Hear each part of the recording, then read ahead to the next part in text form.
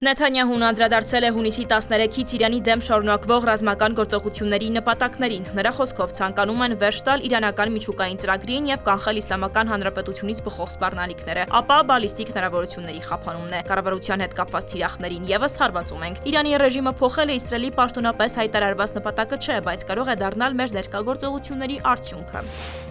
Նեթանյահուի հայտարարությունները անարձագանք չեն մնացել Կրեմլի կողմից։ Իրանում իշխանափոխության մասին խոսակցությունները անգամ անթույլատրելի են, Պեսկովի համոզմունքն է։ Նա անգամ հրաժարվել է քննարկել Իրանի գերագույն առաջնորդի հնարավոր սպանության մասին տեղեկությունները։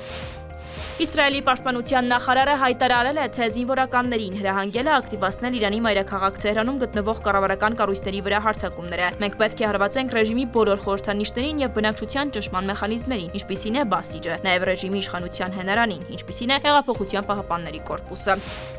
Իրանը երբեք չի հետապնդել ատոմային ռումբ մշակելու նպատակ եւ ապագայում դա չի էլ ձգտի անել։ Իսլամական Հանրապետության արտաքին գործերի փոխնախարարի խոսքն է։